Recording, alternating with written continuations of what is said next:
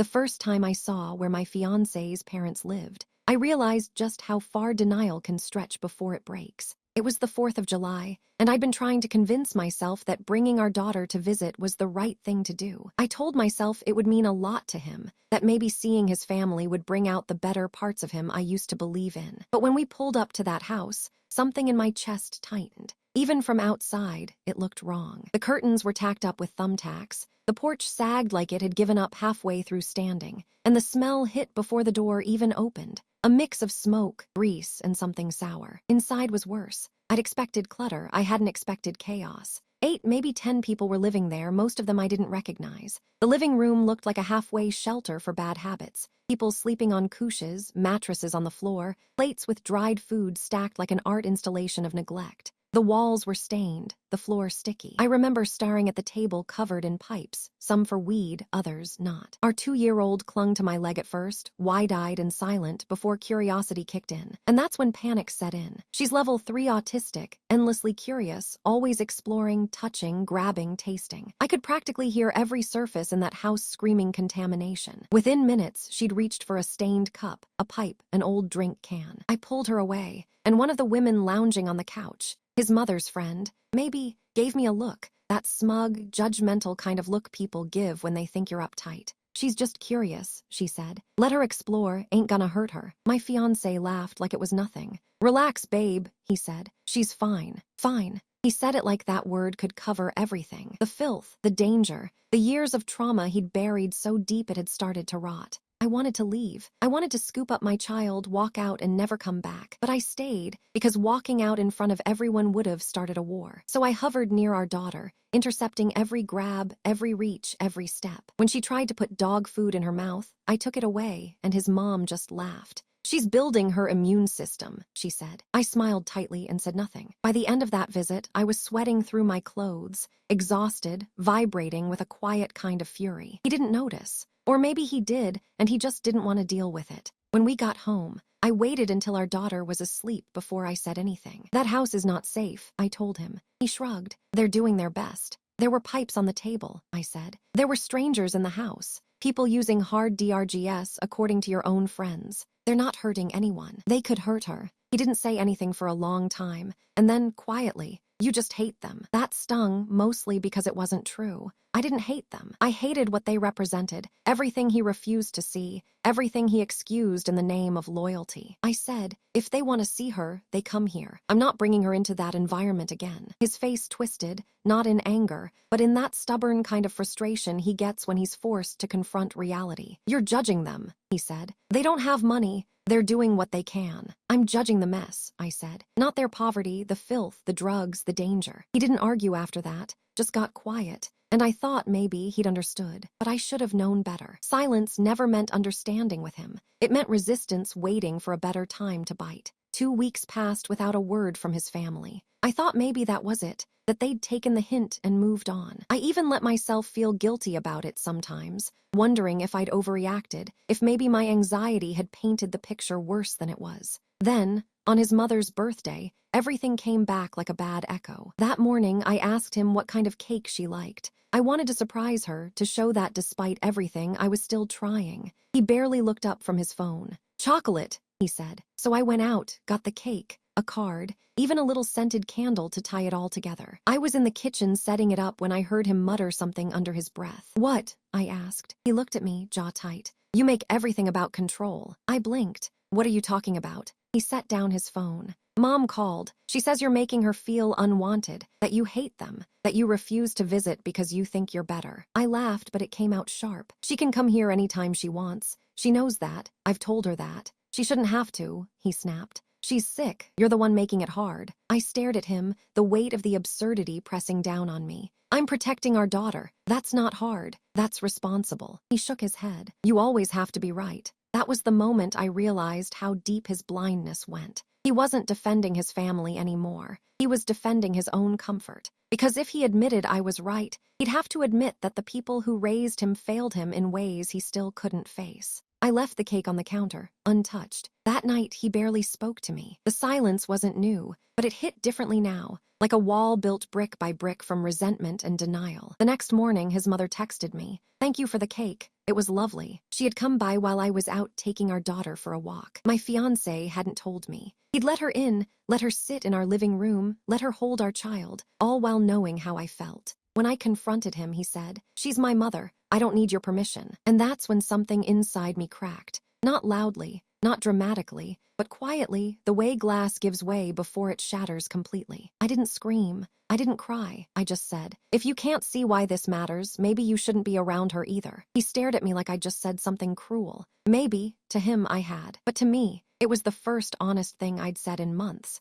It started with the small things, the kind of slow, quiet erosion that doesn't make a sound until the whole foundation caves in. After that fight, I thought we'd hit pause, that he'd finally realize where the line was. But within a week, the phone calls started. His mother began calling in the evenings, right around bedtime, when the house was dim and I was trying to settle our daughter down. At first, I didn't think much of it. He'd step outside or lower his voice, but I could always tell when the conversation turned to me. He'd come back inside afterward, quieter, colder. Then it shifted from phone calls to guilt, the kind that doesn't announce itself. It just slips into conversation, disguised as concern. "She's lonely," he'd say. "You could at least try. She just wants to feel like part of our lives." I'd be cleaning up toys or folding laundry when he'd say things like that, as if throwing a grenade into the middle of our silence. I'd look up at him, tired, and say, "I'm not keeping her away. She's welcome here anytime. But I'm not bringing our child into that house again." He'd sigh, shake his head, mutter, "You just don't get it."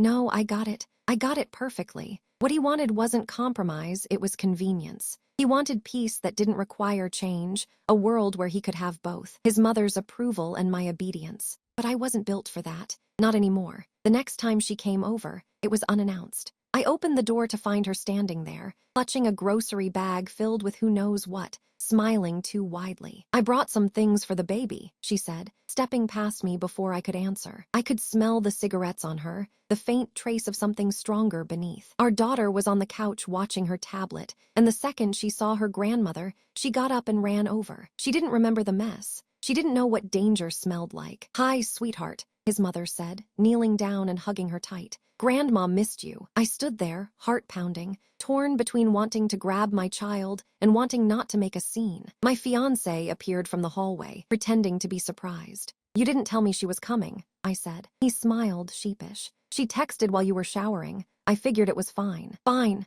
I repeated, my voice sharper than I intended. He shot me a look that said, "Don't start." So I didn't. I sat there silent while she unpacked her bag. Toys, candy, a stuffed dog with matted fur, and then, buried beneath the clutter, a small plastic container of homemade cookies. "She'll love these," his mother said, handing them to me. I took them out of politeness, but my stomach turned. They were wrapped in foil, no label, nothing to indicate what was in them, just her word. I set them aside. When she left an hour later, our daughter was sticky with sugar and crumbs, and my living room smelled faintly like her perfume, that heavy, powdery scent that always made me think of cheap hotels and old regrets. As soon as the door closed, I turned to him. "This can't keep happening." He looked at me like I was speaking a foreign language. "She's your daughter's grandmother. She's a stranger to responsibility," I said, "and she doesn't respect boundaries." "She's trying," he said softly, as if that made up for everything. I stared at him for a long time, the silence stretching thin. "You really can't see it, can you?" "See what?" "That every time she crosses a line, you hold the door open for her." He didn't answer. That night after he fell asleep, I stood in the doorway of our daughter's room and watched her breathe. The soft rise and fall of her chest,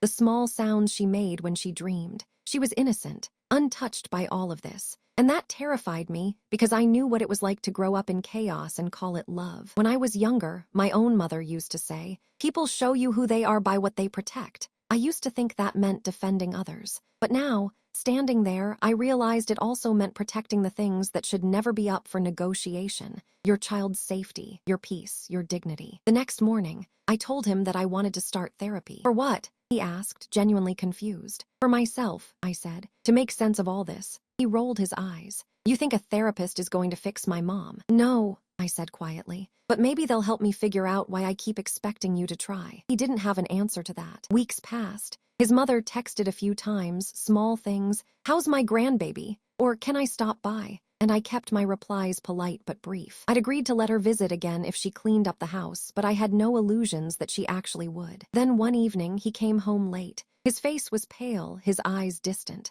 I asked what was wrong, and he said quietly, "Mom's friend overdosed." I didn't know what to say. He sat down heavily on the couch. "They found him in the kitchen," he said. "She was the one who called 911. I nodded slowly, processing it. "I'm sorry." He rubbed his face. "She said she wants to see us. She needs family right now." The words hit like a test. "Then you should go," I said gently. "She needs you. She needs all of us," he said, his voice cracking. "I can't believe you'd keep her away right now." I took a deep breath. "I'm not keeping anyone away. I'm protecting our daughter. That hasn't changed." His jaw tightened. "You make it sound like she's a threat." "She is right now," I said. "You just don't want to admit it." He stood up, shaking his head. "You'll never understand. Family means something different to me." I looked up at him, my voice barely above a whisper. "Maybe that's the problem." He didn't reply. He just grabbed his keys and left. That night, he didn't come home, and for the first time in a long while, the house was quiet. Not peaceful, just still. I sat there in the silence, holding the same question over and over in my head. How do you save a man who doesn't believe he's drowning? I didn't have an answer yet, but I knew I was done trying to swim for both of us.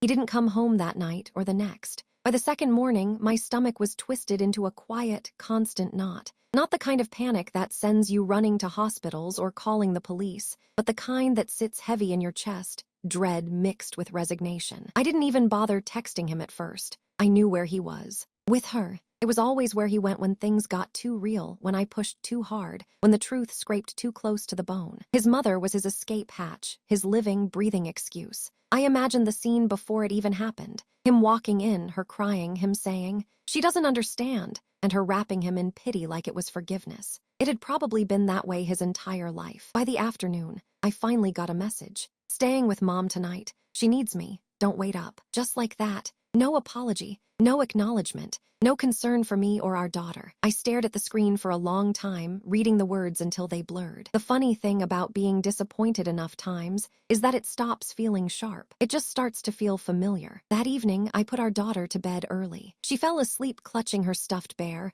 murmuring to herself in the soft rhythm that always meant comfort. I lingered by her door, listening to her breathing even out, and felt a quiet kind of grief rise in me, not for what I'd lost, but for what she'd never have, a family that didn't carry its pain like an heirloom. I made tea, sat on the couch, and opened my laptop. For the first time in a long time, I typed trauma bonding into the search bar, then enabling behavior, then, finally, how to leave when love isn't safe. The words felt like betrayal and clarity at once. Every article, every story, every line I read felt like someone had been spying on my life, recording the parts I hadn't wanted to see. The cycle was always the same: pain, guilt, forgiveness, repeat. Only this time there was a child in the middle, a child who didn't get to choose. I was still reading when headlights flashed through the blinds. My pulse jumped. I heard a car door slam, then footsteps on the porch. I almost didn't open the door, but the knocking came anyway, sharp, impatient, familiar. When I opened it, it wasn't him. It was his mother. She looked older than I remembered,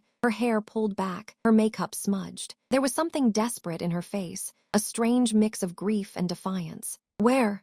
she asked before I could even speak. I blinked. "I thought he was with you." Her expression faltered. "He left a few hours ago, said he needed some space." I stepped aside reluctantly. "Come in." She hesitated for a moment, then entered, glancing around like she was inspecting a stranger's home. Her eyes landed on the toys neatly lined along the wall, the folded blanket on the couch. "You keep a nice place," she said softly, almost to herself. I nodded, but didn't respond. She sat down at the edge of the couch, hands trembling slightly. "I'm sorry," she said after a while, "for everything you saw that day, for the house, for all of it." I didn't know what to say. It wasn't an apology I'd expected. "I didn't realize how bad it looked until you said it out loud," she continued, voice cracking. "You're right to keep her safe. You really are." The honesty in her tone caught me off guard. For a moment, I saw not the manipulative woman I'd grown to resent, but someone beaten down by her own failures. "I never wanted to be that kind of mother," she whispered. "But by the time I realized what I was, it was too late.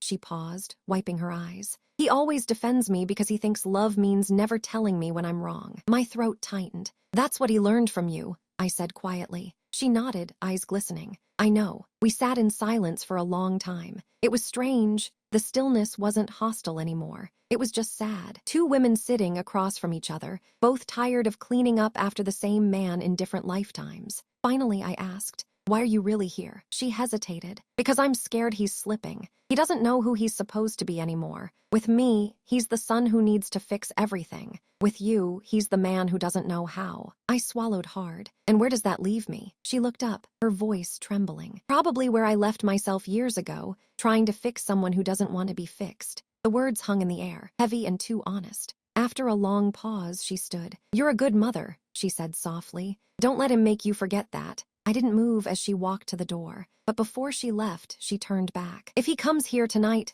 promise me you won't fight. Just listen. But if he doesn't listen back, don't waste another year waiting for him to learn. Then she was gone. He came back the next morning. The sound of the door opening jolted me awake. I'd fallen asleep on the couch, half expecting this. He stood there, tired, disheveled, like a man who'd spent the night trying to outrun his own reflection. Where were you? I asked, voice steady. Nowhere, he said. Just driving. He sat down across from me, rubbing his face. I talked to Mom, he said finally. She told me what she said to you. I waited. She's right, he admitted. I don't know how to be both. Both what? Your partner, her son. I studied him. You shouldn't have to choose between us, I said. But you do have to choose between truth and comfort. He looked at me, eyes wet. You make it sound so easy. It's not, I said. It's just necessary. He leaned back, exhaling shakily. I don't want to lose you. Then stop asking me to be okay with what breaks me, I said. The silence after that was thick, but it wasn't angry. It was the kind that comes when someone finally hears themselves for the first time. He nodded slowly. I'll fix it, he said. But I'd heard that before. I wanted to believe him, but belief is expensive, and I was running out of currency. That night he tried. He really did. He cooked dinner, cleaned the kitchen, even read our daughter her bedtime story. It almost felt normal, but when I walked past the window later, I saw his phone glow in his hand, her name flashing across the screen again, and I realized something that chilled me to the bone. He wasn't choosing between us. He was trying to keep both worlds alive, mine and hers, by standing in the middle until he tore in half. And maybe he already had. For a few days, I let myself believe his effort meant change. He was soft with our daughter, deliberate with chores, hyper-aware of tone, as if choosing gentleness could function as repentance. But even in the quiet, I could feel the draft. It came from the seams he refused to stitch, the silence after his phone lit up with her name, the way he said we, when he meant my mother and I, the tiny flinch when I used the word boundary. If I pressed too hard, he'd tilt his head, tone patient in a way that felt condescending. You don't have to make everything a fight, he'd say, as if asking for safety was aggression. Therapy helped in a way that didn't look like help at first. I sat across from a woman with good shoes and a talent for kind questions and said things I'd rehearsed in the mirror, about the 4th of July, the pipes on the table, the dog food, the overdose, the birthday cake on a counter that never got cut. She didn't tell me to leave. She didn't tell me to stay. She gave names to what my body already knew. Fawn response, the flavor of survival that looks like compliance. Ambiguous loss, grieving the father he can't be while he's still here. Weaponized helplessness, the way people outsource the cost of their denial to whatever woman loves them enough to pay it. I wrote the terms down like grocery items and realized I'd been hungry for language for a long time. On the 3rd session, she asked, what would protecting your child look like if no one felt entitled to be angry about it? The answer arrived fully formed. A short, boring list. No unannounced visits. No taking our daughter anywhere I wouldn't eat from the floor. No, she's fine as a spell to cancel risk. I left her office and typed it into my notes app, then printed it and taped it inside the pantry door where I keep things I refuse to lose. He laughed when he saw it. Not cruelly, just the laugh of a man who thinks labels are for other people. You can't run a family like a company handbook, he said. Watch me, I replied and didn't raise my voice. He agreed to the list with the same shrug he used for speed limits. And for a week, we coasted. He took our daughter to the park and sent a photo of her on the swing, cheeks bitten pink by wind. He brought home groceries without needing me to remind him that food doesn't appear because women wish for it. He muted his phone at dinner. When his mother texted, he put the phone face down like a man practicing a difficult piano piece very slowly. Then came Thursday. Daycare pickup is his on Thursdays. He likes the way our daughter runs toward him like a summer. He texted at 3:12 got her. You need anything? I didn't. I was in a meeting that should have been an email, nodding at a supervisor who liked to hear his name come out of other people's mouths. When I got home at 5:40, the apartment smelled like frozen pizza and bathwater. Our daughter barreled into my knees and told me in her sweet echoing way, I see dog cereal. I see big bowls. She said it twice, the way she does when something delighted and alarmed her at once. Where did you see dog cereal? I asked, casual as a test. At Grandma House. She said it like a song. My brain did that static thing, a swarm of bees trapped behind my eyes. I looked at him. He was wiping the counter, not looking at me. "You took her there?" I asked, keeping my voice flat so the room wouldn't tilt. He didn't meet my eyes. "We stopped by, 5 minutes, they cleaned up. Though the attics are gone, you said if it was clean." I said if it was clean and safe and we verified it, then maybe someday, I said, and the word someday tasted like pennies. "You took her there without telling me." He put the sponge down, finally looked at me. "She misses them. They miss her. You won't ever think it's safe enough unless the house is in a magazine. Safe enough looks like not finding a pipe when you look for a fork," I said. "Safe enough looks like doors. It looks like surfaces that don't stick. It looks like not moving the line because someone cried." He bristled. "Nothing happened." "Something did," I said, and felt my voice go very quiet. "You taught her that my rules are negotiable if Grandma wants a hug." We stared at each other for a second that contained the full length of our relationship. He shifted first.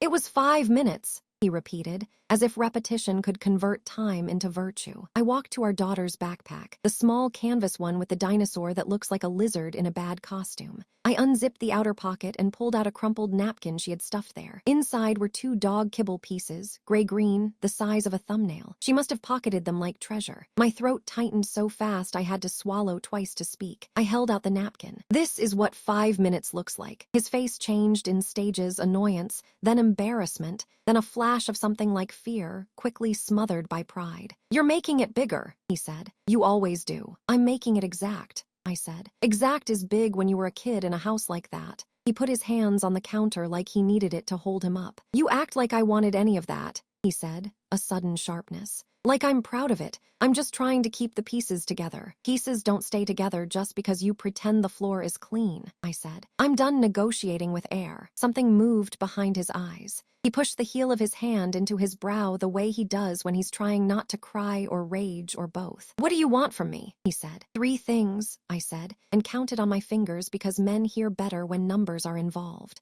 1, you don't take her anywhere I haven't approved ever. 2, no unscheduled visits from your family without my yes and not while I'm gone. 3, couples therapy and you actually go, not as a checkbox, as a person who intends to learn a new shape. He stared. "You're threatening to take her away from me." "I'm setting the minimum," I said. "The maximum is custody paperwork and a lock changed while you're at work." He inhaled like I'd slapped him. "That's extreme." Extreme was a 2-year-old in a room with pipes, and we pretend love cancels pathogens, I said, not moving. He didn't answer. He grabbed his keys instead, the way he does when the room tells the truth too loudly. The door closed behind him, and the apartment caught its breath. In the bathroom, the tub held a small flotilla of plastic cups and a rubber turtle with 1 chewed foot. I ran water for a minute and made myself watch the stream until it was clear. I took the dog kibble from the napkin and dropped it into the trash like it was something radioactive, because it was small, inert-looking, made of a material that coats what it touches.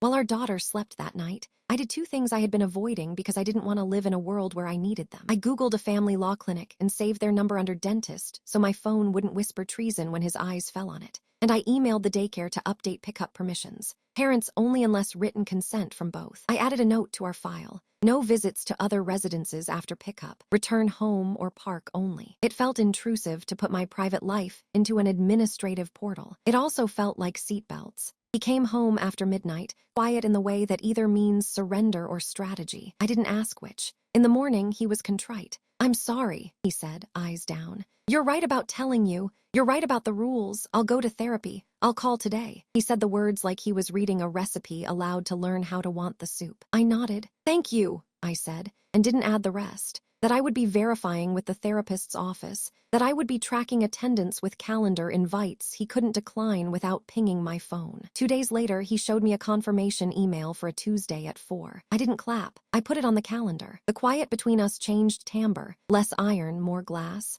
We moved carefully. Saturday, he took our daughter to the park and texted pictures. I answered with emojis because I didn't want to narrate hope. Sunday, I meal prepped because hope is easier with food already cooked. On Monday night, his mother called while he was doing bath time. The phone was on the coffee table. It lit up full name. I watched it like a countdown. He came out with wet forearms and a damp shirt and didn't pick it up. It rang again. He silenced it. It buzzed with a text, "Emergency, please call." He glanced at me. I nodded at the phone. "Put it on speaker," I said. He did. Her voice spilled into the room, strung tight. I need help moving a few things tonight. Landlord's making us clear the hallway. It's not heavy. In the background, I could hear voices, the kind of domestic chaos that makes your shoulders rise. Please, she added. It's just this once. He looked at me. I shook my head. Not tonight, I said, loud enough for the speaker. We're doing bedtime, and you have therapy tomorrow. A pause. Then her voice sharpened, that old shape. She's controlling you. I'm parenting my child, I said, and protecting her bedtime.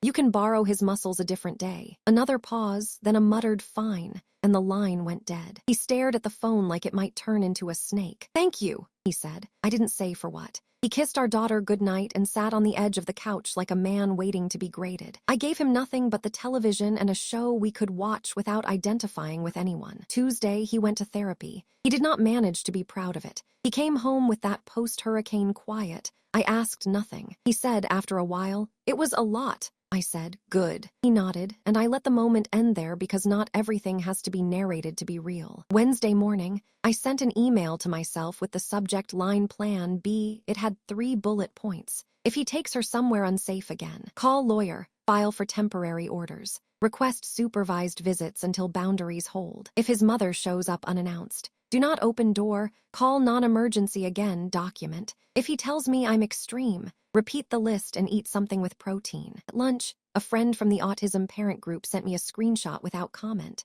a public Instagram story from a mutual acquaintance. The video was 10 seconds of a messy living room, a toddler giggling as a big dog's tail thumped like a mop. In the bottom left corner on a cushion, unmistakable, our daughter's neon socks with the tiny rockets, her hand chasing the tail, her laugh like a bell I could identify in a thunderstorm. The caption read, 4th of July crew back together lol. My heart stuttered, then began hammering. The timestamp last week, Thursday. I had already known. I had already confronted him. Still, seeing her there, the dog food bowl in the corner like a planet, a dark shape on the coffee table I refused to zoom in on, made something cold run down my spine in a straight line. I downloaded the clip, saved it to proof, put my phone face down and breathed. When he got home, I didn't pounce. I made dinner and fed our daughter and put her to bed and sat at the table with my laptop open like a person who pays bills on time. He sat across from me, thumb grazing the edge of his phone, and said, too casually, Mom asked if we could stop by on Saturday for cake. They're celebrating a friend's birthday. No, I said. We're not mixing toddlers and whatever they call a party. He sighed. You can't keep her from the family forever. I pushed the laptop aside. I'm not keeping her from her family. I'm keeping her out of a trap house.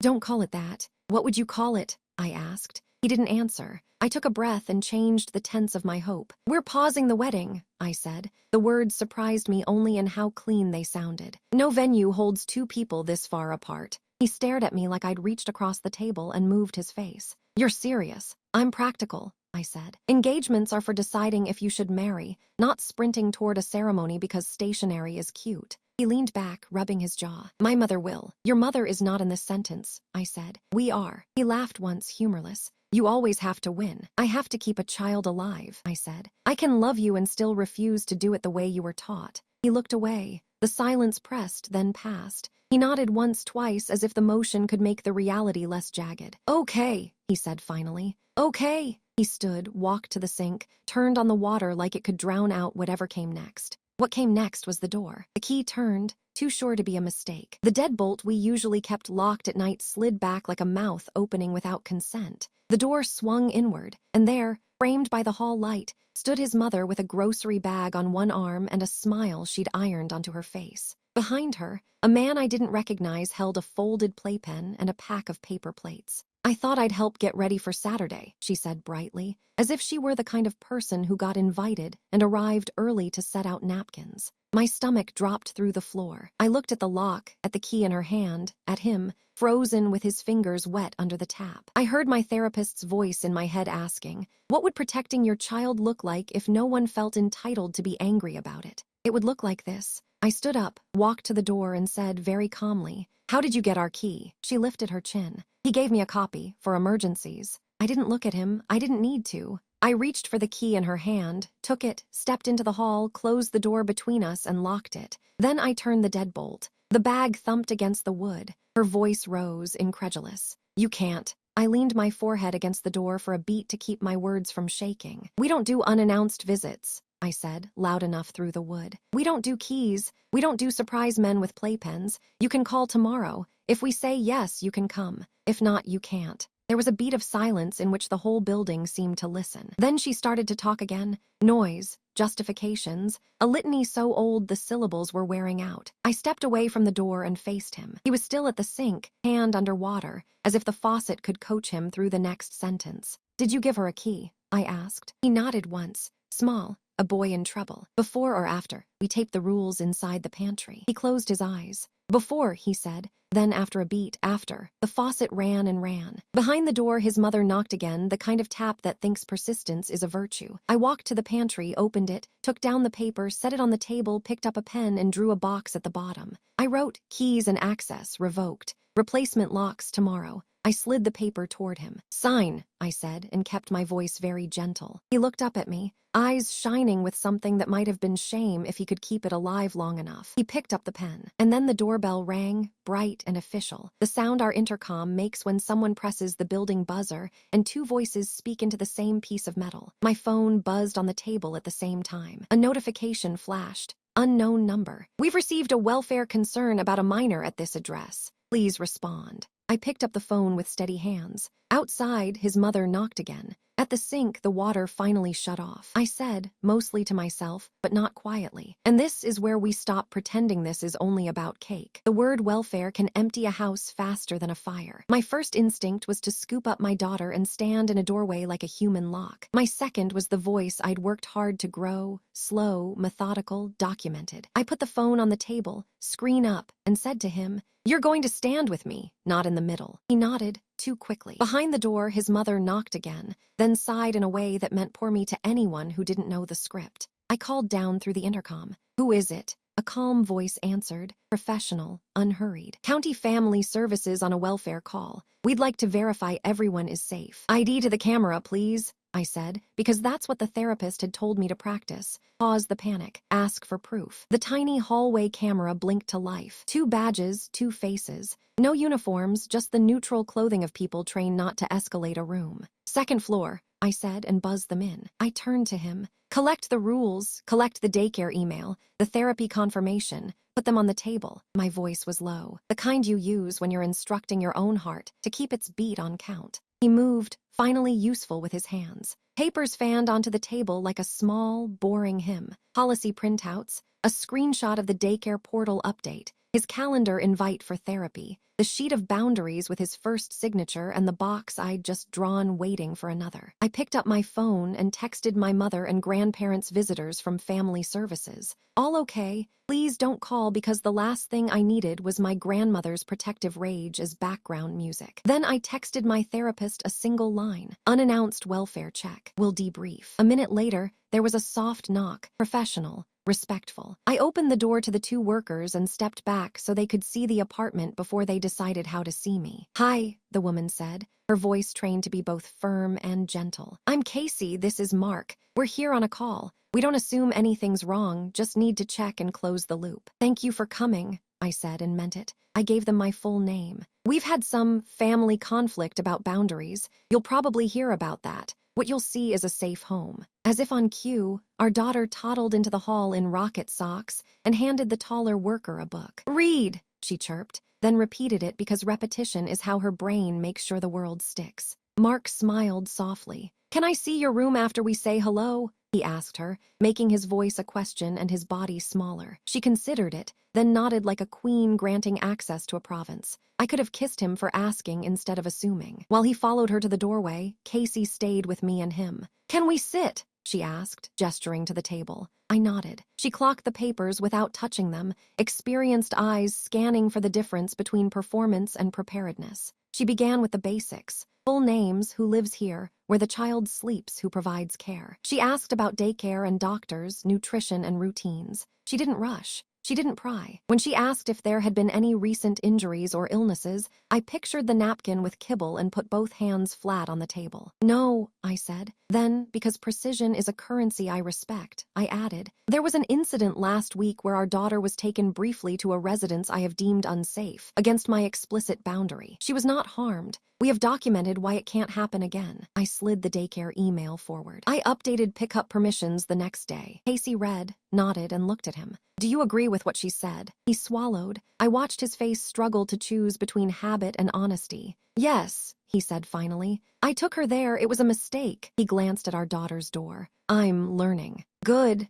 Casey said, like the word had two meanings. I don't need perfection. I need a plan that you can stick to when someone else's feelings push on it. I pointed to the sheet in the center. This is ours. It's signed. We're replacing the locks tomorrow. We do not allow unannounced visits. We do not bring our daughter into environments we haven't verified. Casey nodded. That's clear. The doorbell buzzed again. The building intercom, not our door. Casey tilted her head. Is someone else expected? I kept my face neutral. His mother is at the building. I didn't invite her in. She used a copy of our key. That's part of why you're here, I think. I let the implication sit. Casey's mouth softened into something like sympathy that had been taught to keep its hands in its pockets. Understood. She asked to see our daughter's room. We walked down the hall. The small bed with the weighted blanket, the white noise machine, the baskets labeled with pictures and words because language needs scaffolding. The way the books were worn in the exact places her hands loved them. Mark crouched beside her. What's your favorite?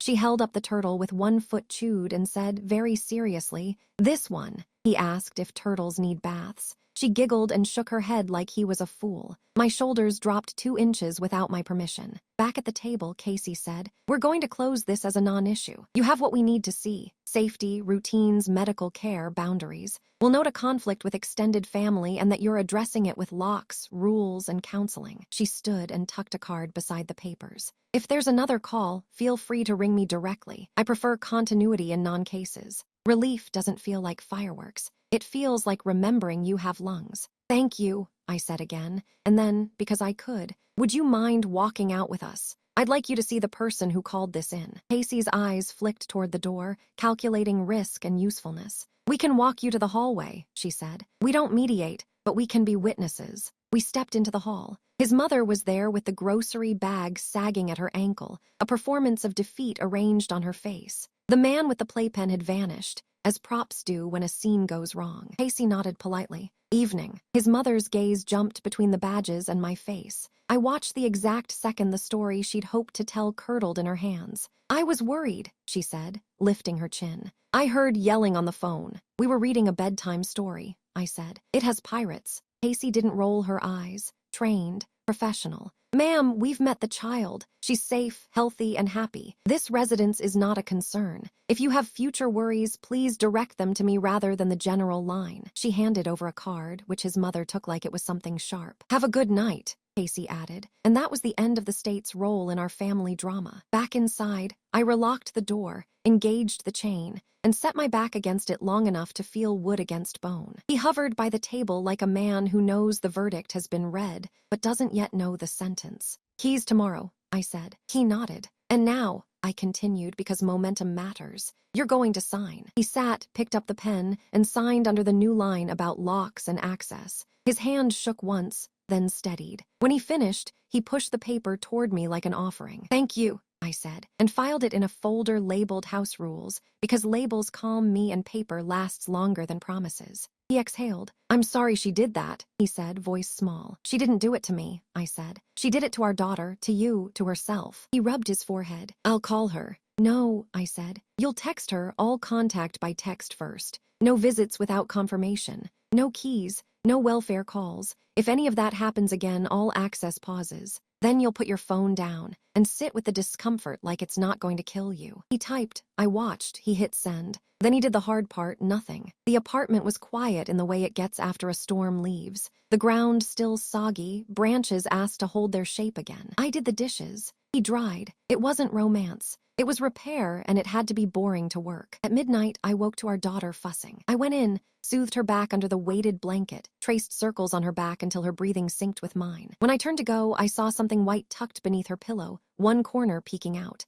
I lifted it gently. A paper plate, folded in half with a wobbly, smiley face drawn in crayon. Cake plate, she had told herself, apparently, saving it for Saturday, for the party that wouldn't happen here. I slid it into my pocket like a relic and kissed her hair. In the morning, I called a locksmith. I didn't tell him it was an emergency. Emergencies had to stop being our brand. The therapist moved us to a joint session that afternoon. We sat on opposite ends of the couch like citizens of two small countries. He talked. I let him. He said the things I'd been saying for months, which is how change sounds at first, like an echo that finally originates in the right throat. He said his mother had taught him that love was proximity and apology was temporary. He said boundaries feel like betrayal in his bones. He said he is afraid that if he tells her no, she will become a child, and he will become the man who made her cry. And what does that make your partner? The therapist asked, not unkindly. He looked at me. An orphan, he said, whispering the truth he couldn't stand to say out loud before. And your daughter? She asked. He closed his eyes. Collateral. We sat with that word until it stopped being a weapon and became a diagnosis. That night, he cried in the bathroom where the mirror couldn't see him. I didn't go in. I protected my daughter from the kind of grief that turns women into mops.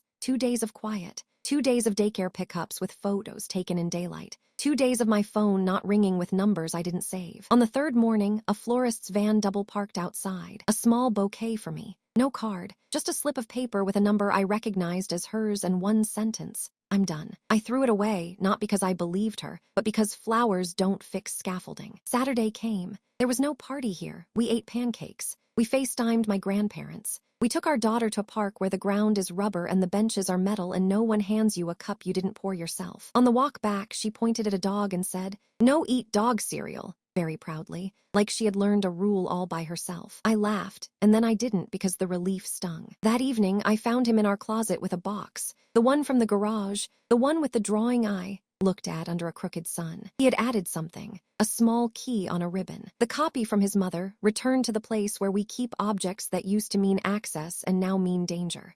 I'm choosing us, he said. He meant me, he meant her. He meant a version of himself that didn't live in the middle like elastic. I wanted to believe him in the uncomplicated way I used to believe the weather report. I couldn't, but I could believe the next hour, and then the one after. Good, I said. Keep choosing. We stood there with the box between us. The old drawing, the signed rules, the key that no longer opened anything. Then my phone buzzed. A text from an unknown number, a screenshot of a venue contract with our names on it, the one we hadn't signed, the deposit we hadn't paid. Across it, in that too familiar handwriting I could recognize even without a name. If you don't marry him soon, you'll lose him. I stared at it longer than it deserved. He saw my face change and asked, "What now?" "Noise," I said, and took another photo and dropped it into proof. Then I blocked the number. I turned off my phone. I set the box back on the shelf. "Come help with bedtime," I said. "There's a turtle who needs the exact right voice." He followed me down the hall. We did the voice. She laughed. The smell of clean shampoo hovered in a way that made my chest feel unclenched.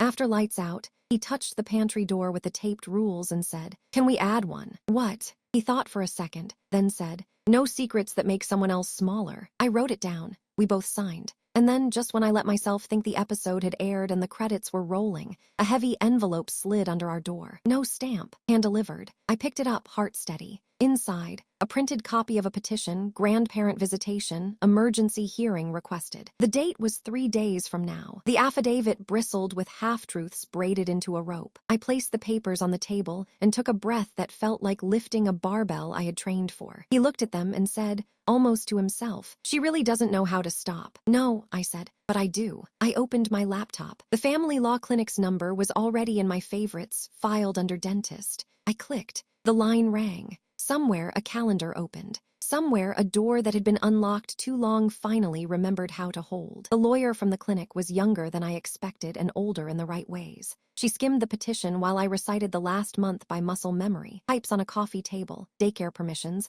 the police courtesy call, the rules on our pantry door, the key in a tin box, the text that tried to weaponize a wedding. She didn't flinch. When I finished, she straightened the stapled stack and said, "Emergency hearings look scary because they're designed to. Our job is to turn the volume down." Then she gave me a list. Character letters from daycare and our pediatrician, a simple affidavit summarizing the unsafe conditions and the welfare check that closed as a non-issue, screenshots of boundaries and compliance, and if possible, a brief note from our therapist confirming we're engaged in treatment to stabilize the family system. She spoke in verbs, collect, file, serve, and I realized I hadn't heard a plan that clean in months. We spent that night building a record. I wrote my affidavit like a lab report. Dates, times, who, what, where, no adjectives, doing work better done by facts. Our therapist emailed a short, careful note. Couple engaged in treatment, focused on safety planning, boundary setting, and co-parenting skills. Attending consistently. The daycare director replied within an hour. Child is safe, thriving, consistent attendance, parents communicative, no concerns. The pediatrician's office faxed a one-line confirmation of regular visits and up-to-date vaccines that made me absurdly proud. I put everything in a binder with tabs because tabs calm me, and a judge's time is not a renewable resource. 2 mornings later, we were in a courthouse that smelled like old paper and coffee you drink because there is nothing else to respect. The hallway outside the courtroom thrummed with other people's emergencies. He sat beside me with his hands flat on his knees. His mother was at the other end of the bench with a man I assumed was her friend, the playpen carrier, whispering loudly enough to count as a performance. She looked at me like I'd stolen something, then looked away when I didn't give her the satisfaction of a face. Our lawyer touched my elbow. "I'll handle most of the talking," she said. "You'll answer if the judge asks. Short, precise, no speeches. We're not proving they're bad. We're proving your home is safe and boundaries are working." Inside, the judge, middle-aged, efficient eyes, the bored patience of a woman who has seen every version of people using children to anchor their loneliness, called the case. His mother's petition was an earnest knot of half-truths. We are marginalized, my disability, her illnesses, the grandchild's right to love us, the cruel fiancé who judges poverty, the son who is not allowed to see his own mother, the child deprived of cake and family. The emergency argument leaned hard on welfare concerns and erratic behavior, which meant, in translation, my refusal to bring a toddler into a trap house, and my penchant for answering the door with documentation. Our lawyer stood without drama. "Your Honor, we oppose the emergency request. There is no emergency. The child is safe in a stable home. Both parents are present and engaged. There was a welfare check already. It was closed as a non-issue. The petitioner has used institutional processes to escalate conflict. We ask the court to deny emergency relief, and if the court wishes, we're prepared to stipulate to a predictable visitation framework contingent upon clear safety conditions." She slid the binder forward. The judge flipped, daycare letter, pediatrician, therapy note, the pantry rules photocopied and signed twice,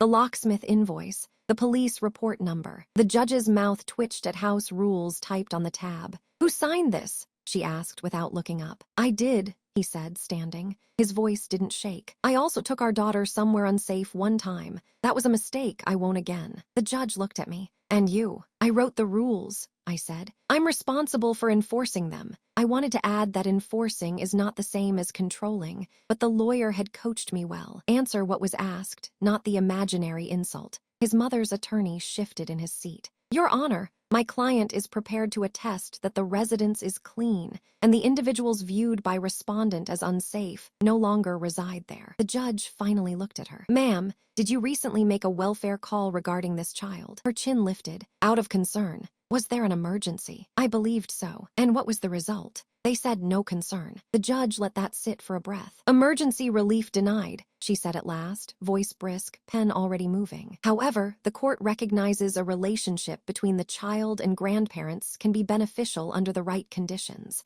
I'm not going to micromanage a family, but I will memorialize what the adults seem to be learning the hard way." She looked at our side. "Counsel, your proposed conditions." Our lawyer was ready. "We propose no visitation at the petitioner's current residence. Grandparent visits occur in the child's primary home or public child-friendly spaces for 2 hours twice monthly, scheduled at least 72 hours in advance, canceled at the parent's discretion if illness or conflict arises. No unannounced visits, no keys, no disparagement of either parent in the child's presence, and compliance with any directions given by the custodial parent during visits regarding safety, food, sensory regulation, etc." The judge turned to his mother. "Can you follow those rules?" Her mouth did a small, visible war. "I don't agree with them." "That wasn't the question," the judge said. "Can you follow them?" A long beat. Then, "I can try." The judge nodded once, wrote, and handed the order to the clerk. "Can try is not an enforceable standard. You either do or you don't, and the consequence is no visit. If there is a single unannounced visit, a single safety instruction ignored, a single welfare call without cause, this order becomes a wall, not a door. Do we understand each other?" His mother's eyes flashed, then dulled. "Yes."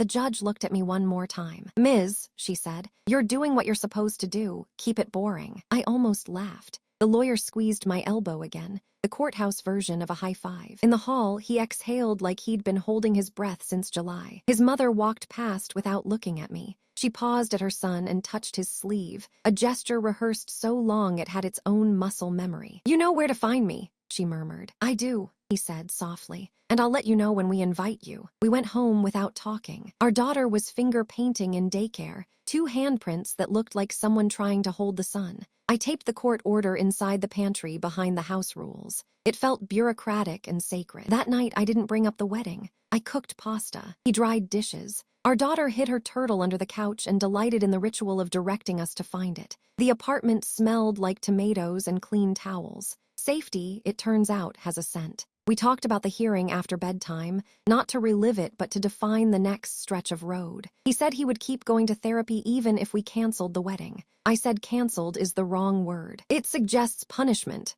I said. I want a plan. He nodded. We built one at the table with the same boring vigor we'd applied to everything that saved us. 6 months of therapy with attendance we could prove. No violations of the order. A parenting class for him, not because he's incompetent, but because no one taught him how to be a father who isn't a shield for another adult. A primary care appointment for him he's avoided for a year because men outsource their health to women. 2 sessions with our financial counselor to separate the fantasy of a wedding from the reality of a family. And then, he asked, and then we revisit whether a ceremony serves us or just tempts the worst part of our circle to perform, I said. We get to have a marriage without a wedding. We don't have to have a wedding without a marriage. He stared at the pantry a long time, at the stack of paper that had slowly taught our house how to be one. Okay, he said. It sounded like laying a brick correctly after years of patching with toothpaste. The first scheduled visit under the order was awkward and surprisingly gentle. She arrived on time, texted from the sidewalk, walked in without perfume, washed her hands without being prompted. She asked where to sit.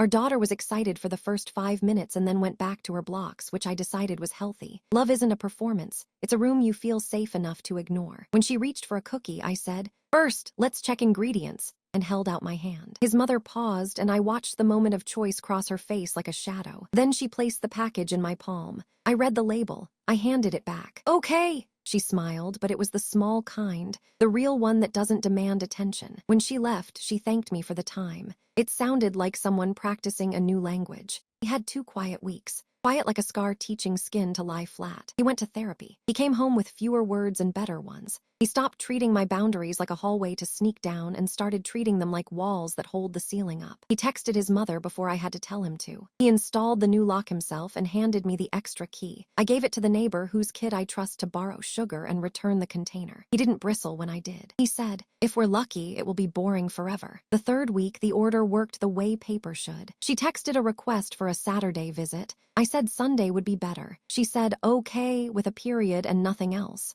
Progress looks like punctuation. I didn't unpause the wedding. I didn't end the relationship. I moved it into a different tense and built a scaffold where fantasy used to be. I told friends when they asked that we were postponed until we can throw a party that won't invite a crisis. More than one person nodded with a strange mix of envy and relief. I bought myself a ring, silver, not as a replacement for the one he gave me, but as a promise to my own hand. No weddings without safety, no safety without proof, no proof without patience. It was cheap and perfect and mine. One evening, after we'd put our daughter to bed and the apartment was dim and kind, he said, "I don't know how to prove to you that I won't go back to the middle." "You don't," I said. "You just keep not going back." He thought about that, then said, "I want to write a rule." He took a sticky note, wrote slowly, and stuck it to the pantry under all the formal paper. "We choose the boring thing that keeps us safe, even when the exciting thing is easy." We both signed it. It was silly and good. The next day, a job listing popped up in my inbox.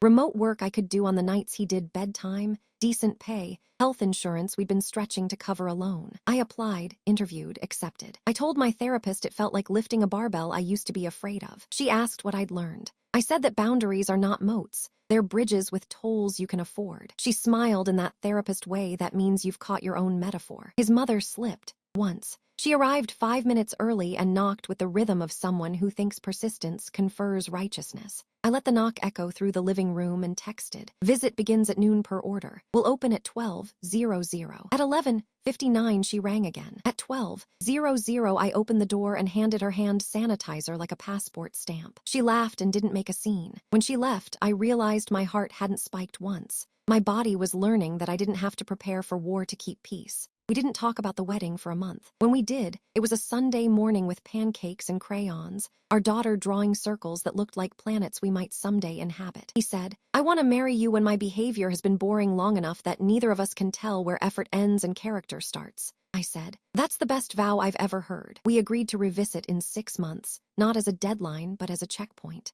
On the way to the park that afternoon, our daughter pointed at the court building we'd driven past twice now. "Big school," she announced. "Something like that," I said. "It's where adults go to learn rules." She nodded, satisfied, and I decided that would be my story of that place for her, at least for a while. There are still moments where my breath hitches for no reason but memory. I still check the peephole when a package arrives. I still keep a folder named proof because women are taught to be archivists of their own sanity. But I don't sleep with my jaw clenched anymore. I do narrate every choice in my head as if a jury might be listening. I don't mistake quiet for indictment. Sometimes it's just quiet. A week before the 6-month mark, our daughter fell asleep in the car on the way home from the park. We carried her upstairs in awkward parent choreography and tucked her into bed without waking her. In the kitchen, he opened the drawer where we keep the tin box and took it out without ceremony. We sat on the floor and looked through it. My 12-year-old list from a different life. The pantry rules with their signatures like a timeline of our learning. The spare key that no longer matched any lock in our world. At the bottom was a printed email I'd forgotten I'd saved. Matter closed. No policy violation found. Bureaucracy, this time as blessing. He traced the line of my old handwriting. "You were always writing the rules," he said, not as an accusation, but as an admission that he had asked a child to carry a manual she never should have had to draft alone. "I had help this time," I said. "Therapists, daycare, judges, you." He nodded, eyes bright. "You didn't marry my mother," he said. "You married the truth. Thank you for not letting me make you cheat on it." We didn't get engaged again that night. We didn't buy a cake to mark the end of anything. We did the dishes. We packed our daughter's backpack for morning. We charged our phones and set our alarms and put the box back in the drawer. Before bed, I stood in the hallway and listened to the apartment breathe. Locks, paper, a child sleeping with a turtle under one arm, a man who had finally moved his body out of the middle. The world didn't tilt. It held. And I did too. If there's a ceremony someday, it will be in our living room with the house rules taped up like banners, and the people who never asked me to apologize for keeping a toddler off a dirty floor standing around with paper plates that only hold cake. He'll vow to choose the boring thing. I'll vow to keep writing rules we can both live by. Our daughter will interrupt to show everyone the turtle's correct voice. His mother will come at noon, not 11:55, and she'll wash her hands without being asked. Or she won't come at all, and that will be okay because love is not attendance. It's conduct. Until then, this is enough. The click of a lock I installed, the sound of a page sliding into a binder, the feel of a pen scratching our names under a line that says no secrets that make someone else smaller. It's not romance, not the way movies teach it. It's maintenance. It's faith as policy. It's the quiet relief of a house that has finally learned the difference between family and access. Later that week, my therapist asked me to name the moment I knew I'd stopped apologizing for other people's chaos. I told her it wasn't the hearing, or the lock, or even the pantry rules. It was the afternoon I stood at the door with a key in my palm, said no, and felt nothing rise in me to negotiate with my own safety. She smiled. "That'll do," she said. That night, our daughter climbed into my lap with a book and said, "Read." I did the turtle voice right the first time. She laughed so hard her whole face wrinkled into joy. I thought about cake plates and petitions and intercom buzzes and realized none of those sounds were louder than her laugh anymore. We turned the page.